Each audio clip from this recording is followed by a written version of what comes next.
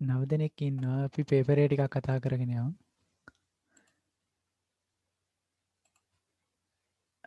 Right. ඇතර මෙතන නම් තියෙන්නේ මේ O level paper එක මගේ මම ගත්ත ඒ කියන්නේ 2017 O level paper එක. අපි බලමු මොකද උසස් පෙළ paper එකටත් ඔයාලට O level ආකෘතියටම සමානව ලැබෙයි. උසස් පෙළ මුකුත් තාම කරලා නැති නිසා අපි general English paper එකක් නැතිව මේ O level English paper එක කොහොමද අපි උත්තරේ ගලපගන්නේ එහෙමද කියලා අපි මේ ටිකක් මෙන්න මේ වගේ තියෙනවා. දැන් උසස් පෙළ මේ හිස්තැන් පුරවන ප්‍රශ්න ටික අපි එනම් කරගෙන යමු. රචනා ටික එහෙම තියලා. රචනාත් අපි කොහොමද ලියන්නේ කියලා ටික විස්තර කතා කරගෙන යමු. හරි. මේක ඇවිල්ලා 2017 ප්‍රශ්න පත්‍රය. හරි. ටිකක් අපැහැදිලි ගතියකුත් තියෙනවා බලමු. Test 1. Fill in the blanks in the following dialogue. හරි. fill කියලා කියන්නේ පුරවන්න. අපි වචන ටික දැන් අතරම කිව්වා අපි වචන ටික දැනගෙන ඉන්නවා නම් මේ ප්‍රශ්නේදී කරන්න තියෙන දේ ගොඩක් ලේසි නෝනේ. right. fill in the blanks can හිස්තැන් පුරවන්න in the following dialogue. පහත දැක්වෙන මේ දෙබසේ තියෙන හිස්තැන් ටික පුරවන්න කියලා කියන use the words given in the box. There is one word extra. අන්න අපි පරිස්සම් වෙන්න ඕන තැන there is one extra word. වැඩිපුර වචනයක් තියෙනවා. ඉතින් අපි ඒ වැඩිපුර වචනේ හිස් තැනකට දැම්මොත් එහෙම ඒ හිස් තැනට එන්න ඕන වචනේ වෙන තැනකට දාලා ඒ එන වචනේ යට තැනකට ලියවුවොත් එහෙම තව සමහරවිට මේ ප්‍රශ්නේ තියෙන ඔක්කොම උත්තර ටික වරදින්න ඉඩ තියෙනවා. ඉතින් ඒ නිසා අපි බලාගෙන යමු. හරි. එතකොට මේ වගේ ප්‍රශ්නෙට ඔයාලා උත්තර ලියනකොට ඔයාලා මුලින්ම කරන්න ඕනේ දේ තමයි දීලා තියෙන බොක්ස් එකේ තියෙන වචන ටික බලන්න. ඒ බොක්ස් එකේ තියෙන වචන වලින් ඔයාලා තේරුම දන්න වචන තියෙනවද කියලා බලන්න මුලින්ම. හරි. මේ තියෙන බොක්ස් එක දැන්. හරි. buy. buy කියන හැමෝම මයික් ඔන් කරගන්න 10 දෙනෙක් ඉන්නවා. ඊට පස්සේ අපි කතා කරගෙන යන් දන්න වචන නොදන්න වචන අලුතින් ඉගෙන ගන්න වචන ටික එහෙම මේක සාකච්ඡාවන්නේ. ප්‍රශ්න පත්‍ර සාකච්ඡාව. සාකච්ඡාවක ඒකපාර්ශ්වික ගන්න මේනේ. දීපාර්ශ්වික සාකච්ඡාව. ඉතින් ඔයාලා මයික් ඔන් කරගන්න බාහිර ශබ්ද මොකුත් නැතිනම් ඊට පස්සේ අපිත් එක්ක කතා කරගෙන යන්න. රයිට්. බයි කියලා කියන්නේ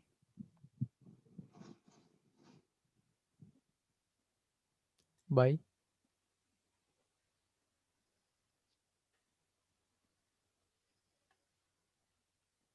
මිලදී ගන්නවා. අන්න රයිට්. ඔව් බයෙන් එපා කියන්න. බයි කියන මිලදී ගන්නවා. කම් එනවා ඒක දන්නවා අපි. ක්ලෝස් වහනවා. වහනවා ඒ කියන්නේ වසාති තබනවා.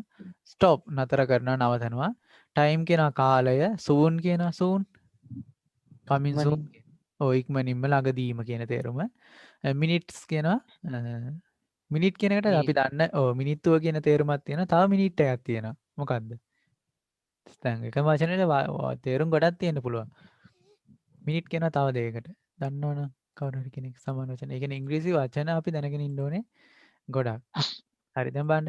දැන් ඔය මම කියන්න ගිය උදාහරණේ තමයි මේ තව මම වෙන උදාහරණයක් ගන්නම්. kind කියන එක. හරි kind කියන එක අපි දන්නේ මොකද්ද? කරුණාවන්ත නේද? අපි දන්න එක තමයි කරුණාවන්ත. තව මට කියන්න kind කියන එකේ තේරුම.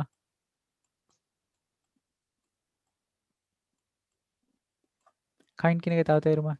අන්න. අපි ඉංග්‍රීසි වචනයක් දැනගන්නකොට අපි ටිකක් අන්න. ඔයාලා තනියෙන් ඉන්න වෙලාවට ඔයාලට කරන්න හොඳ වැඩක් තියෙනවා. ඔයාලා දන්න වචන වලට තව තේරුම් තියෙනවද කියලා බලන්න. right. kind කියනවා අපි වර්ගයටත් kind කියනවා. There are two kinds of sentence patterns in English language. ඉංග්‍රීසි භාෂාවේ ප්‍රධාන වාක්‍ය ක්‍රම දෙකක් පවතී. අන්න එතන kind කියන එක ගන්න අපි වර්ග කියන තේරුමටත් කරුණාවන්ත කියන ගතිගුණයටත් අපි kind කියනවා. ඒ වගේම වර්ගය කියන වචනයත් අපි kind කියන එක ගන්නවා. හරි. අපි එතකොට අන්න අපි ප්‍රශ්න පත්‍රයට right. මිනිට්ස් කියන එකේ තව තේරුම තමයි වාර්තාව. සමිතියේ කියවන්නේ අවසානයේ ලේකම්තුමී. අවසානයේ සමිතිය පටන් ගන්නකොට අන්නේ වාර්තාවටත් අපි මිනිට් කියලා කියනවා ඉංග්‍රීසියෙන් මිනිට්. එතකොට මේ වචන ටික අන්න අපි දැන් බලාගත්තා. දැන් බලමු මොනවද මේ තියෙන ඡේදය කියලා අපි චුට්ටක්. හරි. ඔයාලා කියවනකොට මම අන්න තව උපදේශයක් දෙන්නම්. ඔයාලා මේ වගේ ප්‍රශ්නයක් කියවනකොට ඔයාලා බලන්න වචන දෙකෙන් දෙකට කියවන්න. එක දිගට කියවන්න යන්න එපා. දැන් මේ වගේ හිතන්නකෝ Kishan uncle Nimal when will you train in about 15 දැන් අර වේගෙන් කියගෙන ගියාම ඇත්තටම තේරුන්නේ නැහැ. ඒ කියන්නේ තේරුම් ගන්න නැතුව අපි වේගෙන් කිව්වා කියලා අපේ ස්පීඩ් එක චෙක් කරන්න නෙමෙයිනේ මෙතන. අපි කොච්චර ඉක්මනට කියවනවද කියවන්න පුළුවන්ද කියලා මේ පරීක්ෂකතුමා ළඟට ඇවිල්ලා බලන් ඉඳලා ලකුණු දෙනවා. එහෙම දෙයක් නෙමෙයිනේ මෙතන වෙන්නේ. අපි ඒ හින්දා හිමීට ඔය කියන්නේ ගොඩක් කාලේ ගන්න එපා. වචන දෙකෙන් දෙකට කියවගෙන යනවා. එකම වචන දෙකෙන් දෙකට ගන්න. Uncle Nimal when will the train අන්න උත්තරේ යාලා සිලෙක්ට් කරලා දෙනවා come කියන එක. කෝච්චිය කීයට දෙන්නේ? හරි. එතකොට අන්න පළවෙනි වාක්‍ය කියවපුවාම අපිට තේරෙනවා මේ මොන හරි රේල්වේ ස්ටේෂන් එක සිද්ධියක් තමයි මේ දවසක් තමයි යන්නේ. එහෙනම් අපි ඒකට දාලා කරන වචන ටිකෙන් අපි කරගෙන යන්න ඕනේ ඉදිරි වැඩ ටික බලමු. අන්න පළවෙනි එකෙන්ම අපි පුංචි අදහසක් ගන්නවා. එතන මම මෙතනදී ඔයාලට කිව්වා මුලින්ම කරන්න ඕනේ දේ මොනවද? බොක්ස් එකේ තියෙන වචන ටික කියවන්න. තේරුම දන්න වචනවල ඔයාලට තේරුම කියන්නේ. අමතක වෙන්න පුළුවන් නම් චුට්ට නිකන් පැන්සලෙන් ලියන්න. ඊට පස්සේ කියවනකොට ප්‍රශ්නේ කියවනකොට වචන දෙකෙන් දෙකට කියවන්න. ගොඩක් වෙලා ගන්න එපා. මොකද ලකුණු 5යි හම්බෙන්නේ.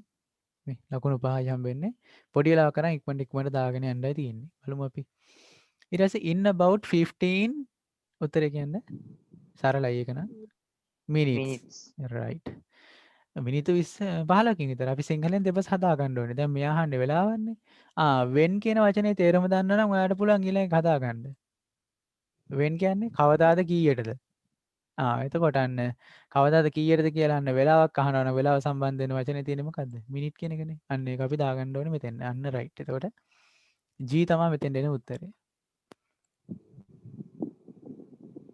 මේක නම් සරල. කොටස මේ පළවෙනි ප්‍රශ්නේ ගොඩක් සරලයි. ඊට පස්සේ කිෂාන් අහනවා what's the හිස්සනක් now uncle? මොකක්ද? ටයිම් ඔව්. උත්තරේ බලන්න. අන්න ප්‍රශ්නයක් අහලා තියෙනවා නම් මේ ප්‍රශ්නයන්නේ. ප්‍රශ්නයක් අහලා තියෙනවා නම් උත්තරේ බලන්න. උත්තරෙන් අපිට හදාගත්ත හැකි හිස්තැනට එන්නේ මොකද්ද? what's the time? ඔන්න right time කියන එක තමයි උත්තරේ එන්නේ. ඊට පස්සේ how long will the train හිස්තැනක් here? අපි බලමු දැන් මේක ප්‍රශ්නයක්නේ.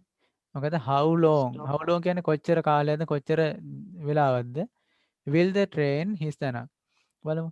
for about 10 අන්න right. විනාඩි 10ක් විතර නතර කරලා තිනවා. කොච්චර වෙලාවක් නතර කරලා තිනවද කියලා තමයි අහන්නේ යා. Oh, can I හිස්තැනක් a book at the bookstore? bookstore එකට ගිහිල්ලා මොන හරි දෙයක් ඊට පස්සේ බලමු. yes. Bye yes of course but be quick. අන්න right. bye. මෙතෙන් දෙන්න ඕනේ A. Can I buy a book at the bookstore? මට පොතක් ගන්න පුළුවන්ද මේ පොත් මේ සාප්පුවෙන්? ඔව් පුළුවන්. හැබැයි ඉක්මන් කරන්න කියලා කියනවා. Sure, I'll be back. සූන් ඔව්. සරලයි. එතන මේක නම් ලකුණු 5ම ගන්න ඕනේ. මේක ලකුණු 5 මිස් කරගන්නවා කියන එතන අපරාධයක්.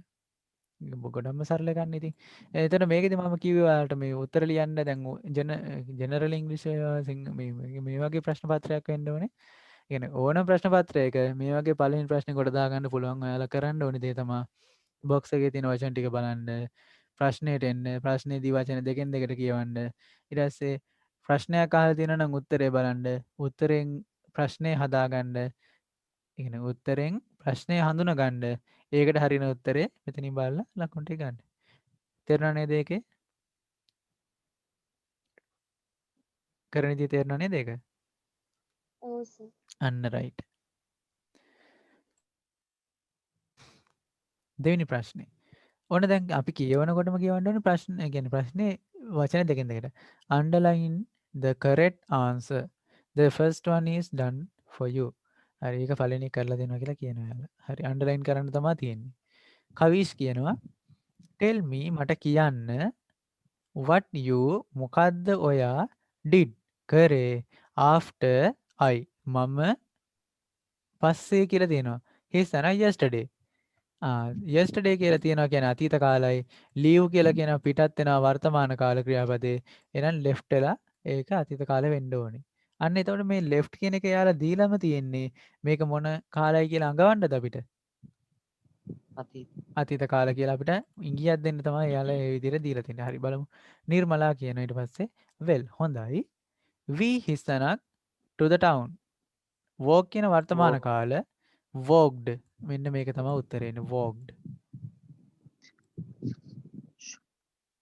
මෙන්න මේක තමයි උත්තරේ වෙන්නේ. right ඊළඟ එක ගිම්හානි. there was a small book there was a small shop. තිබුණාලු පුංචි කඩයක් හිස්තැනක් masks මොකද්ද sold selling ද අන්න ඒකට උත්තරේ sold කියන්නේ හරි බලමු there was a small shop sold masks අන්න මම කිව්වා ඔයාලා කියන්නේ එදා පළවෙනි දවසේදී කිව්වා මෙන්න මේ past participle ක්‍රියාපදේ අපිට දෙවෙනි දවසේ මම කිව්වේ මේ past participle ක්‍රියාපදේ අපිට භාවිතා කරන්න පුළුවන් නාම විශේෂණයක් විදිහට sold කියලා කියනවා විකිනූ කියන එක. කියන්නේ විකුණලා අවසන් කියන එක. එතකොට sell sold කියන්නේ ඒකේ අතීත කාල ක්‍රියාපදේ. එතනක් තියෙන්නේ. එතකොට බලන්න there was a small shop මොකක්ද උත්තරේ? selling කියන එක තමයි උත්තරේ එන්නේ. ඇයි ඒ? මාස්ක් විකුණමින් තිබුණ එහෙම නැත්නම් මාස්ක් විකුණන කඩයක් තිබුණා. ඒ වගේ තේරුමක් ගන්න selling කියන එක තමයි එන්නේ. ප්‍රශ්නයක් තියෙනවද මොකොත් ඒකේ? ආවේ කොහොමද කියලා?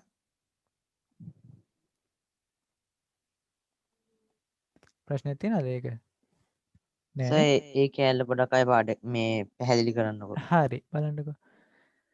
දැන් there was a small shop කියලා මෙන්න මේ ප්‍රශ්නේ තියෙනවා. ඊට පස්සේ දැන් මෙතෙන්ද අපි sold කියන දාලා බලමුකෝ. sold masks. විකිණූ මාස් සමග කඩයක් තිබුණා. ගැලපීමක් නැහැ නේද? අන්න ඔයාලා ඒ වචන දාලා බලන්න. ඒ කියන්නේ හිතින් දාලා බලන්න. එතනදී අපි හැබැයි මෙතන දැනගෙන ඉන්න ඕනේ. කොහොමද ඒක මේ කියන්නේ sold කියන එකේ තේරුම මොකක්ද කියලා. එතන විකිණූ මාස් සමග කඩයක් තිබුණා. පුංචි කඩයක්. එහෙම කියනද අපි නෑනේ. මාස්ක් විකුණමින් තිබුණ දැන් මේ ing තියෙන නම් මින් කියලා වල හදාගන්න. ඒක මතක තියාගන්න. අන්න ඒක කෙටි කාරණා. ඉතින් ing තියෙන නම් මින් කියලා හිතාගෙන උතර ඔයාලා බලන්න. There was a small shop selling mask. Mask විකුණමින් තිබුණ කඩයක් තිබුණා. නැත්නම් විකුණන මාස් තියෙන කඩයක් තියනවද? මාස් විකුණමින් තියෙන කඩයක් තියනවද? selling නේද ගැලපෙන්නේ.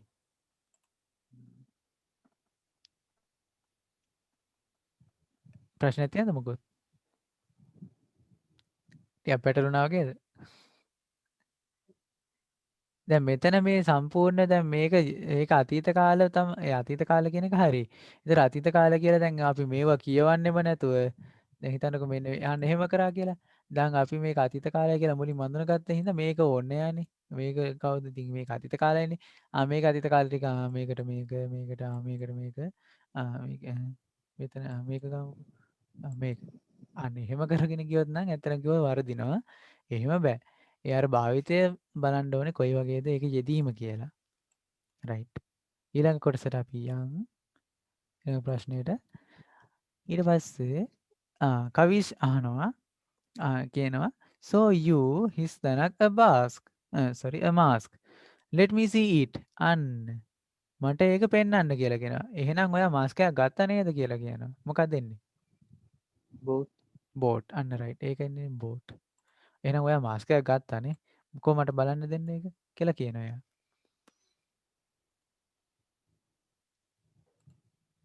right. ඊට පස්සේ no the shop was closed හහහ කියලා hina වෙනවා. කඩේ වහලලු තිබ්බේ කියනවා. හරි. කඩේ වැහුවා කියලා දැන් පාස් කියන්නේ මොකද? පැසිව් වාක්‍යයක්. කඩේ වැහුවා. the shop was closed. කඩේ වැහුවා. ඊට ගිම්හානි කියනවා tomorrow we හිස්සන there again. මොකද්ද? මොකක්ද දෙන්නේ? going. අතට වතුර අරගෙන ඉස්කෝලේ ගියා වගේ වැඩක් කරේ ඔයා. going. මම කලින් කිව්වා නේද නීති ටික ඕනේ කියලා. වතුර ඕනනම් බෝතලේ ඕනේ. බෝතලේ ගන්න ඇයි වතුර ගන්න අපි. අන්න ඒ වගේ සිද්ධියක් තියෙන්නේ. තේරුණා නේද? ඒතර නීති ටික මතක තියාගන්න. දැකනේ tomorrow we අන්න දැන් දෙකේම ing තියෙනවා. එහෙනම් මොකද්ද වෙන්න ඕනේද? be ගේ ක්‍රියාපදයක් ඊට කලින් යෙදෙන්න ඕනේ. එතකොට tomorrow we are going there again. අපි ආපහු එහෙ යනවා. I wish I හිස්තන join you. මොකක්ද දෙන්නේ? can ඇත්තටම මෙතෙන්ද යෙදෙන්නේ මොකක්ද දන්නවද? could කියන එක. ඇයි දන්නවද ඒකට හේතුව? මේ I කියන්නේ I wish I could. අන්න ඔය කොටස අපි යොදාගන්නේ තිබුණා නම් කියන්නේ. ඒ කියන්නේ දැන් මෙහෙම දැන් හිතන්නකෝ ඔයාගේ යාළුවෙක් පිට රට යන්න මොන හරි යාට හම්බෙලා තියෙන ටුවර් එකක්. ඊට පස්සේ අපි කියනවා ඉතින් අයියෝ මටත් එන්න තිබ්බනම් ඔයත් එක්ක මටත් එන්න තිබ්බනම් නැත්නම් ඔන්න කොහේ හරි ගමනක් ගිහිල්ලා පොත් ප්‍රදර්ශනයකට ගිහිල්ලා ඔයාට කෝල් එකක් අරගෙන ඒකට යන් කියලා කියන්නේ ඒත් ඔයාගේ ෆෝන් එකේ දා වැඩ කරලා නැහැ. කොහොම හරි ඉතින් අර කට්ටිය ගිහිල්ලා යාළුවෝ ටික. ඊට පස්සේ දැන් ඇවිල්ලා කියනවා "ඔය මෙහෙම පොත් තිබ්බනේ ගොඩක් ෂෝක් එතන අඩුවට ගත්තා අපි පොත් ගොඩක් ගත්තා මේ බලන්න අපි ගත්ත පොත් කියන දැන් ඉතින් එහෙම දන්නානේ ඉතින් අර ජෙලස් කරන්නත් ඒ වගේ නිකන් රහ කර කර කියනවා. ඊට පස්සේ ඉතින් ඔයාලට හිතෙනවා මටත් එන්න තිබ්බනම් කියලා එහෙම කියනවා. අන්න ඒ අදහස දෙන වාක්‍ය කොටසට කියන්නේ අපි I wish I could කියන එක. අන්න එතනදී මේ could කියන එක තමයි උත්තරේ වෙන්නේ. හරි ඒක සම්පූර්ණ ස්පෝකන් පාඩමක්. මේ I wish I could කියන එක ස්පෝකන් කොටසක්. එතකොට වාක්‍යයේ යෙදෙන්නේ ඔන්න ඔය පිළිවෙලට තමයි යෙදෙන්නේ. No, sorry, you can't. You have to study. නෑ ඔයාට එන්න බෑ. ඔයා පාඩම් කරන්න ඕනේ කියලා කියනවා. right? මොනයි ප්‍රශ්නයක් තියෙනවද ඒක කතා කරපු මේ ප්‍රශ්නේ? නොතේරෙන කොටසක්? සර් ඒ අර අන්තිමට කියපු කොටසේ ස්පෝකන් ලෙසන් එක කෙටියෙන් කියන්න පුළුවන්ද? හරි. හරි කියන්නම් මෙහෙම. දැන් අර මම කලින් කිව්වේ. දැන් ඒක ගත්තොත් එන මෙන්න මෙහෙම එකක්. ඔව්. දැන් මම මෙතන මේ ටයිප් කරන්න යනවා. ඔයාලට තුනේ ඉලක්කම ටයිප් වීගෙන යනවා වගේ පෙන්වුනොත් ඒක මේ වැඩි හිතන්න එපා. මගේ මේ පොඩි ප්‍රශ්නයක් තියෙනවා මේකේ. හරි. මේ වාක්‍ය රටාවක් තියෙනවා. I wish I could කියන එක. මෙන්න මේක ස්පෝකන් කොටසක්. එතන මේකෙදි කියන්නේ අපි සිංහලෙන් ගත්තොත් එහෙම තිබුණා නම් අපිට තිබුණා يعني කරන්න තිබුණා නම් කියලා. තිබුණා නම්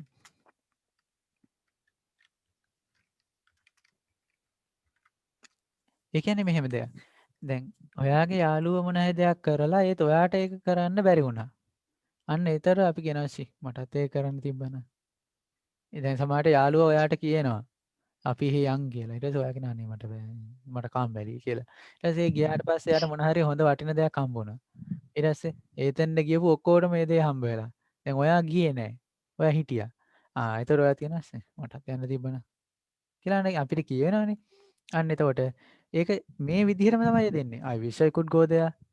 I wish I could eat it. දැන් ඔන්න යාළුවෙක් මොන හරි අයිස් එකක් කනවා. අපි හැම මිනිස්සුනේ. ඉතින් නිකන් යා හොඳ නිකන් ලස්සනට කනවා. අපිට දැක්කම හිතෙනවා මටත් කන්න තිබ්බනම්. හිතිලා ඇතිනේ සමහර විට. ආන්න ඒ වගේ කොටස තමයි මේක. ඉතින් I wish I could ඒක යෙදෙන්නේ මෙහෙම.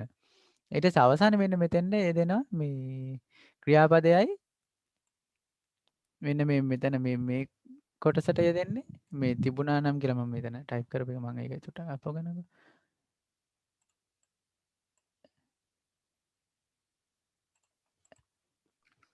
ඒක යෙදෙන්නේ මෙන්න මෙහෙම. මේ වාක්‍යයක් විදිහට. I wish I could go there.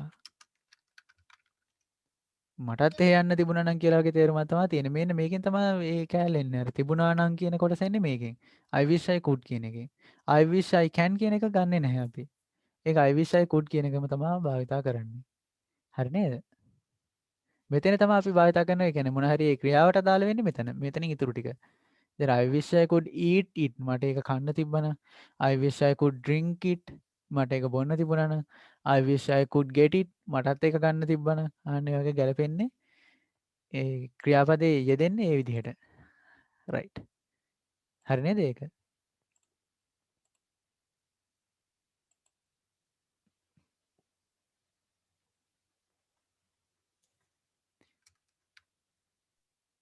හරි.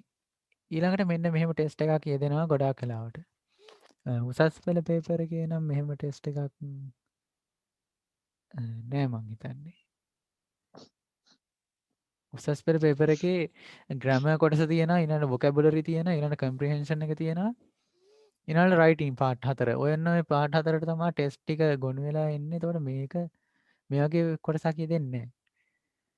යෙදෙන්න පුළුවන් සමහර අවුරුදු වල නිර්මාණ ඒ කියන්නේ ආකෘතිය අනුව චුට්ටක් වෙනස් වෙන්න පුළුවන්. හරි බලමු.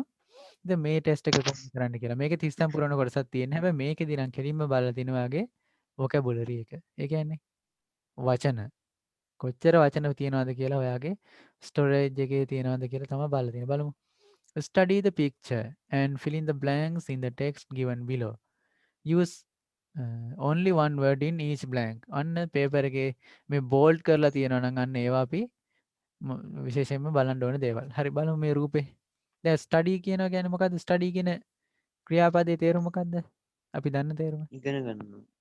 ඉගෙන ගන්නවා පාඩම් කරනවා වගේ තේරුම. ඒතර මේ රූපය ඉගෙන ගන්න කියලාද කියන්නේ? නැහැ. මේ රූපය අවධානයෙන් බලන්න කියන අධ්‍යයනය කරනවා. අන්න රයිට්. අධ්‍යයනය කරනවට අපි ස්ටඩි කියලා කියනවා. හරි අපි අධ්‍යයනය කරමු බලන්න. දොර ළඟ බැට් එකයි බෝලේ තියෙනවා. ඔය රැක් එකේ රෙදි තියෙනවා. ඊට පස්සේ ජනේලෙ ගාව ඇඳ තියෙනවා. ඊට පස්සේ මේසෙ තියෙනවා. මේසෙ උඩ බෝතලේ තියෙනවා. බෑග් එකක් පැත්තෙන් තියෙනවා. සූට් කේස් එකක් වගේ. පෑන් පැන්සල් ටිකක් මේසෙ උඩ තියෙනවා. ලාම්පුවක් වගේ තියෙනවා. පුටුව තියෙනවා මේසෙ ළඟ. හරි. බලමු අපි දැන් ගිහිල්ලා. This is Kamal's room. මේක කමල්ගේ කාමරේලු. right. ඊට පස්සේ he has gone out. ඔහු එළියට ගිහිල්ලා and the door is මොකද කරලා තියෙන්නේ? Closed. අන්න right. උත්තරේ එන්නේ මෙතන closed. CLOSED closed. ඇයි එහෙම උනේ? නීති. ඔව් කිව්වේ. B ගේ ක්‍රියා sorry. B ගේ ක්‍රියාපදයක් තියෙනවා නම් අපි මොකද කරන්නේ?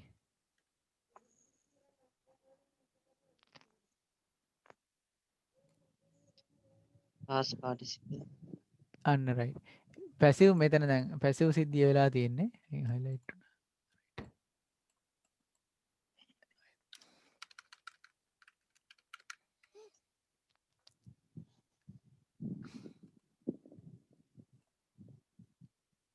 ටිකක් ඉන්න.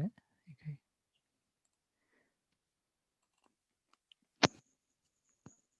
ඔව් දැන් B ක්‍රියාපදයක් තියෙනවා නම් අපි දන්නවා ක්‍රම දෙකකට ඒක නිර්මාණය වෙන්න පුළුවන්. එකක් දැන් නීති ටිකේ තිබ්බා මේ තියෙන්නේ. කොයිද? අන්න. B ගේ ක්‍රියාපදයක් එනවා නම් මේ තියෙන්නේ. B ගේ ක්‍රියාපදයක් එනවා නම් එක්කෝ ing එන්න ඕනේ. එහෙම නැත්නම් B ගේ ක්‍රියාපදයක් එනවා නම් past participle වෙන්න ඕනේ.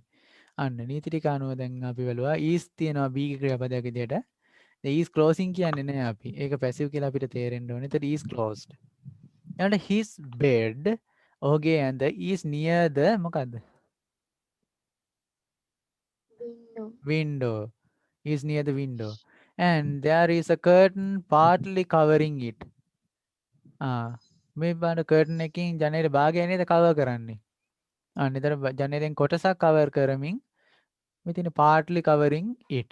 There is a මොකද්ද? බලමු මෙතන තියෙනවා his තැන of Sri Lanka. ශ්‍රී ලංකාවේ මොකක්ද තියෙන්නේ මෙතන? Map. There is a map of Sri Lanka hanging on the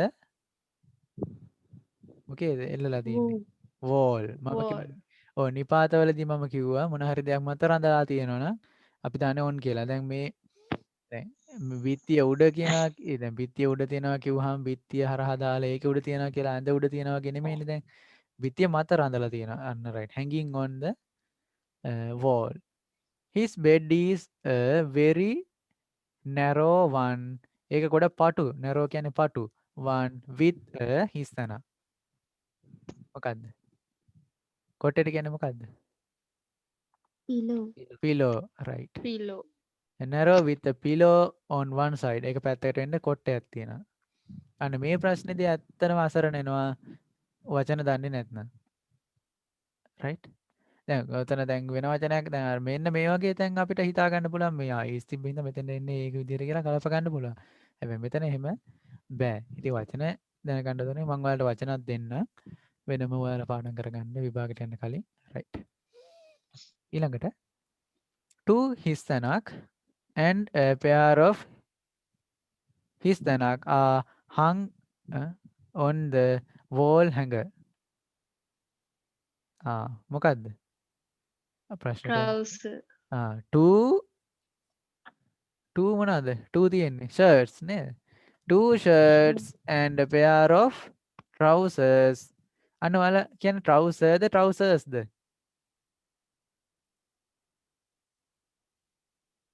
Trouser. trouser trousers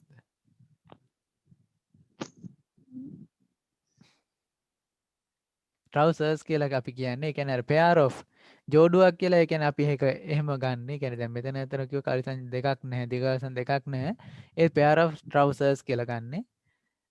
හැබැයි මෙතන දැන් මෙතනම බලන්නකො. දැන් trousers කියන එක අපිට ගණන් කරන්න ඒ කියන්නේ මේ a pair of කියන එකෙන් අපි ඒක ඒකකයක් දාලා අරගෙන තියෙනවා. ඒතර a pair of trousers කියලා එතන මෙතන trousers කියලා එන්න ඕනේ. hung on the wall hanger. මේ බිත්තිය එල්ලලා තියෙන හැඟර් එකේ එල්ලලා තියෙනවලු. on his තැනක් are several books. මොනවද? sorry. එන්නනේ. he has a big his තැනක් to sit on when he is studying. මොකද්ද තියෙන්නේ යාට? chair. chair. to sit on when he is studying. on his තැනක් are several books. මොකද්ද? on his table. table are several books. His mother has placed his tanak of water, Bottle. bottle of water on it for him to drink when he is thirsty. His room is neat and clean. ඔගේ කාමරය හරි පිළිවෙලයි සහ පිරිසිදුයි කියලා කියනවා. right. මීට වඩා ටිකක් ලොකු ප්‍රශ්නයකට යම් බලන්න තියෙනවද කියලා. නෑ. මම මේ එක පත්‍රය මත මේ ඔයාලගේ ෆස්ට් පාර්ට් එක කොහොමද කරගන්නේ කියලා මම කියන්න. දැන් වන්න මේකත් අර විදිහටම යන එකක්. තව විනාඩි 10කින් ආපහු ක්ලෝස් වෙන්න යන්නේ. ඊට කලින් මම මේ පළවෙනි මේ ප්‍රශ්න පත්‍රයට කොහොමද උත්තර ලියන පිළිවෙල මම කියන්නම්. අපි සාකච්ඡා කරමු මේක කොහොමද උත්තර ලියන්නේ කියලා බලමුගේ. දැන් මේක බලන්නකෝ. අපි මේ කලින් කතා කරපු ප්‍රශ්නය වගේම නේද? කලින් කියන්නේ මේ මුලින්ම කතා කරපු ප්‍රශ්නය. මුලින්ම බොක්ස් එකේ තියෙන හෙඩින්ග්ස් ටික කියවන්න. ඊට පස්සේ එක්ස්ට්‍රැක්ට් ටික කියවලා මේ මුලින්ම මේ ටික කියවගෙන යන්න. මේ ටික කියවන ගියාම ඔයාලට දල තේරුමක් එනවා. මේකෙන් කියන්නේ අද වඩ missing water our life blood. වතුර නාස්තිය අපේ ජීවිතයේ තියෙන කියන්නේ බ්ලඩ් කියන ලේ. අපේ ජීවන රුධිරය වගේ කියන්නේ වතුර තමයි අපේ ජීවය කියලා කියනවා. හරි එහෙනම් මෙතන ඔයාලා බලන්න ඕන ඊළඟ දේ තමයි ඔයාලා මේක කියවගෙන යනකොට බලන්න කොහේ හරි තැනක ටැප් එකක් කරලා හරි එහෙම මොන හරි කතාවක් තියෙනවද කියලා. නෑ මොන හරි මේ අපිට අදහසක් ගන්න පුළුවන් ඒ වගේ දේවල්. බලමු නිකමට බලන්න. මේ තියෙන drought in the dry zone has destroyed village life. මොකද්ද? නියගය නිසා මේ ගමේ වැසියන්ගේ ජීවිතය විනාශ කරලා තියෙනවා කියලා කියනවා. drought කියනවා නියගය in the dry zone. වියලි කලාපයේ නියගය ඔවුන්ගේ ජීවිත විනාශ කරලා තියෙනවා. එහෙනම් මෙතනින් අපි මොකද්ද කරන්න ඕනේ? let the sunshine on you and be well. ඉරෙලිය වැටෙන්න ඔයා හොඳින් ඉන්න. නියගේ එහෙම කියනවාද අපි? නෑ. enjoy our program. forget your worries. ඔයාගේ දුක් අමතක කරන්න අපේ වැඩසටහන enjoy කරන්න කියලා කියනවා. ඊළඟට missing water our life blood කියලා තියෙනවා. ඊළඟට travel made easy for all of us. සංචාරය කිරීම අපි හැමෝටම පහසු කරනවලු. be a nature lover. පරිසරයට ආදරය කරන කෙනෙක් වෙන්න. say no to polythene. polythene නම් පාවිච්චි කරන්න මෙපා කියලා කියනවා. stars brighten a cloudless night. brighten කියන්නේ මොකක්ද? කියන්නේ මේක මොකක්ද තේරුම? brighten බබලනවා. දීප්තිමත් කරන බබලනවා කියන එක හරි. brighten a cloudless night. වලාකුළු රහිත රාත්‍රියක් බබලවනවා එහෙම නැත්නම් ලස්සන කරනවා මේ තරු එකතු වෙලා කියලා කියනවා. හරි. දැන් එතකොට අපි මේ ටික හරියට තේරුම් ගත්තා නම් අපිට මේකේ එක වචනයක් දැනගත්තා නම් ඇති. දැන් බලන්න drought in the dry zone. නියගයක් නේ. එනති වතුර සම්බන්ධයක් තමයි කියන්න ඕනේ. එහෙනම් එතකොට ඒකට එන්නේ උත්තරේ මේ විදිහට. අන්න එහෙම ඔයාලා මේ බොක්ස් එකේ තියෙන ටික කලින් කියවලා ප්‍රශ්න කියවන්න. එතකොට ඔයාලට උත්තර ඉක්මනටම හොයාගන්න පුළුවන්. ඊළඟට මේකේ තියෙන්නේ read the following letter and complete the dialogue. Use only one word in each blank. The first one is done for you කියලා දාලා තියෙනවා. right. ඩියර් ශ්‍රීනාත් කියලා එක තියෙනවා. ඊට පස්සේ අන්න මෙතනදී ඔයාලා මේ දීලා තියෙන එක කියවලා ඉන්න ඕනේ. ඒක කියවලා මෙන්න මේ ප්‍රශ්නෙට උත්තර ටික ලියන්න තියෙන්නේ. හරි. අපි මේ ටෙස්ට් එකේ ලියන්නේ කොහොමද කියලා කතා කරලා ඉවර වෙලා වෙලාව තිබුණොත් ඒ ප්‍රශ්නයක් කතා කරමු. ඊට පස්සේ ටෙස්ට් 6 වල ඇවිල්ලා තියෙනවා. The English club in your school has organized a workshop on English for everyone. හැමෝටම ඉංග්‍රීසි කියලා ලෑස්ති කරලා තියෙනවලු workshop එක වැඩ සටහන. To be held in the main hall of the school, write a notice informing about the workshop, include the following. Purpose of the workshop. Purpose කියන්නේ අරමුණ.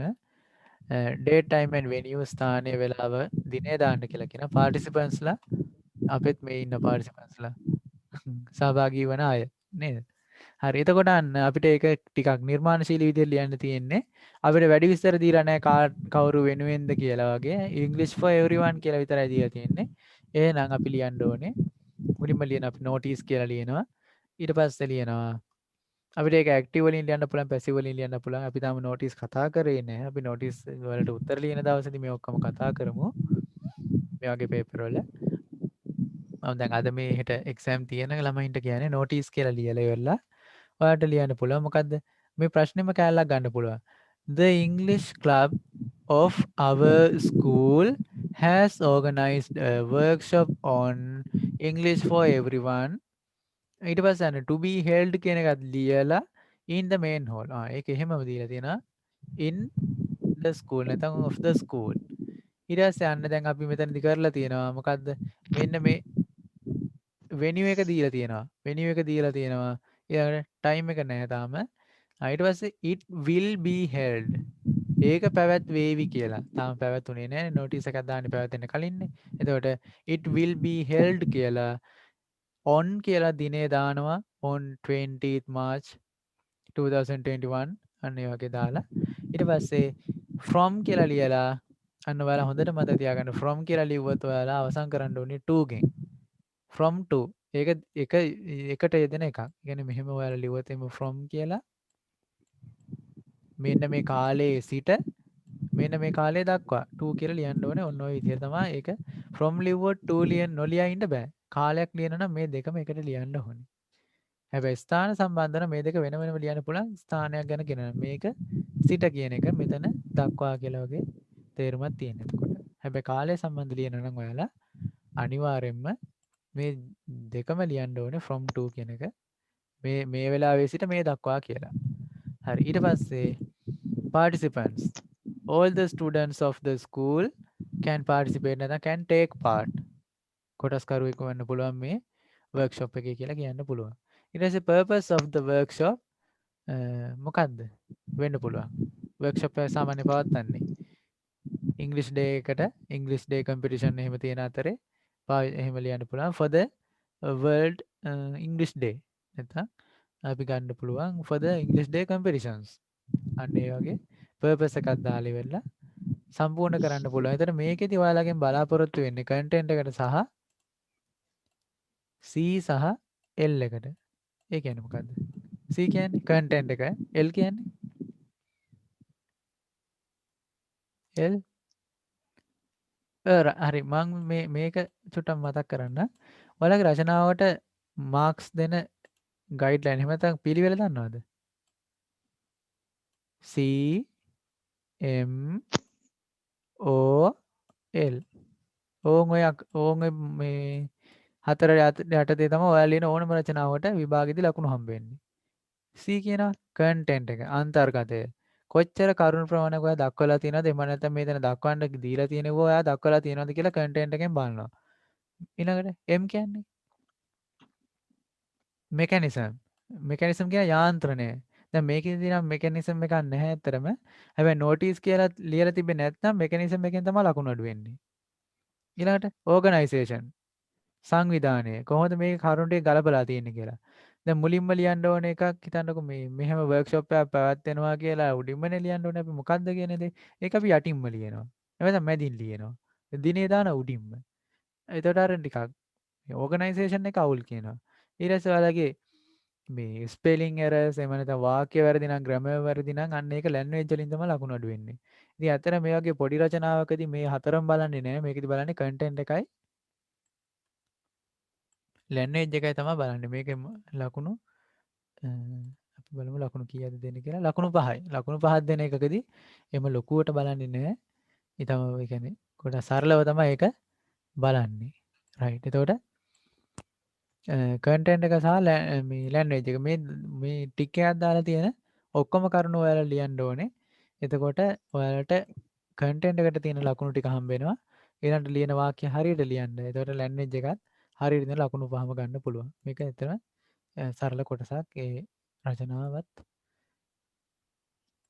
හරි. තව චුට්ටකින් ආපහු ක්ලෝස් වෙයි. අපි ඒත් එක්කම ආපහු ජොයින් වෙමු. ඊට පස්සේ අපි චුට්ටක් කතා කරලා එකට තව විනාඩි 20ක් විතර අපි පොඩි වෙලාවක් අරගෙන කතා කරලා අවසන් කරමු. දැන් ඉක්මනටම ක්ලෝස් වෙයි. තව ඔයාලට කියන්න මොන දේවල් ටිකක් තියෙනවා මේ ඡේද ප්‍රශ්න කොහොමද කතා කරලා. ඒ කියන්නේ ඔයාලා උත්තර ලියන්නේ කොහොමද කියලා මේ උත්තර හොයාගන්න